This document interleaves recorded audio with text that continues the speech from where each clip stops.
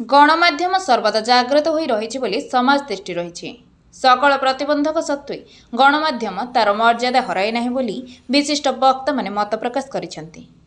आज धर्मशाला कॉलेज परिसर में धर्मशाला मीडिया क्लबर द्वितीय वार्षिक उत्सव अवसर में गणमाध्यमर गति और दुर्गति शीर्षक आलोचना चक्र सभापति सुधाकर राउत अध्यक्षतार अनुष्ठित हो जाइछि। प्रारंभ में धर्मशाला विधायक प्रणव कुमार बलवंतराय यह उत्सव को उद्घाटन करी गणमाध्यम समस्त कथा को सकारात्मक दृष्टि देखिले समाज रे यार प्रभाव पड़िबो बोली कहिथिले।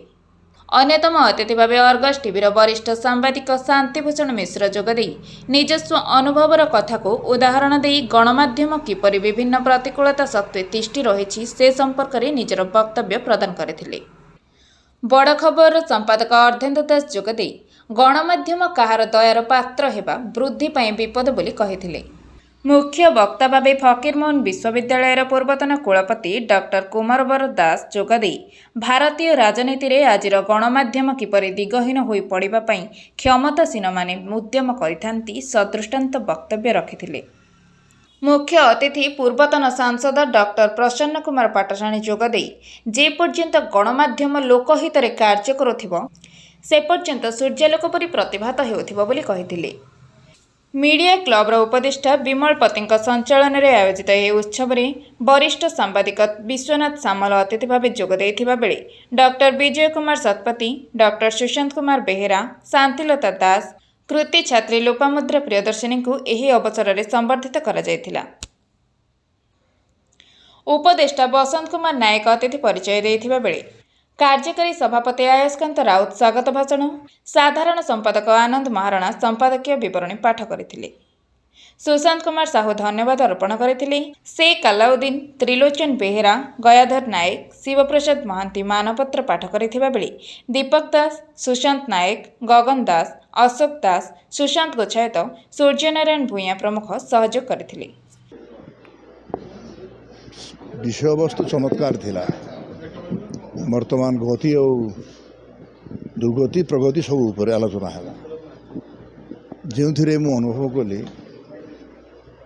धर्मशाला तार इतिहास परंपरा ऐतिह्य उपर केते महामनुषी जन्म देछि ता भी सांबादिकतार यही सभारे प्रमाण कहले समस्त मु भी कहली। तेणु मत जहाँ जना पड़ुसी जो सांबादिकता मान माने सांबादिक बंधु मान को देखिली से संभाषण मत मुग्ध करिछि एवं खूब कम दिन रे बहु सांबादिक को सृष्टि करिबारे ए माटीर जो भूमिका अच्छे विशेषतः दुई खंड बही पाइली विमल ठारू। तेणु विमल पतिर से दी खंड पुस्तक यदि आप पढ़े अनुभव करेंगे कितने महान प्रतिभा कवि मान को सृष्टि करिथिबा ए माटी आज महान है।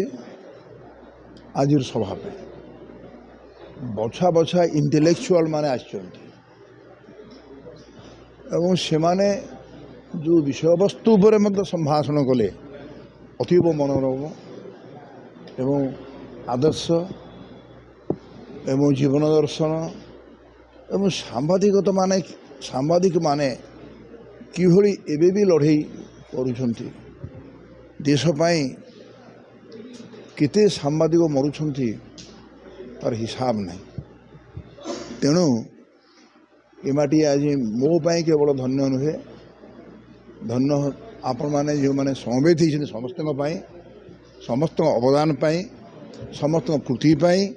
तेणु साहित्यिक जो माने अच्छंती एवं सांबादिकता मान सांबादिक एक उत्कृष्ट कला ताकू मध्य प्रमाण कले उदाहरण देकरी से दृष्टि आमे जिते आगू जीवा सांबादिकर जो मूल्यबोध ताकू यदि आमे भल कि आज ये जो आलोचना करागला ताकू जो बुझी पारिबा आम ओडिया जो महान होती नवीन बाबू प्रदीप पांडियान को ये समस्त समर्थन माने समर्थक हूँ प्रफुल्ल पाठशाणी बर्तमान ये जो आसी देखिली ये कौटी राजनीतिकरण कराही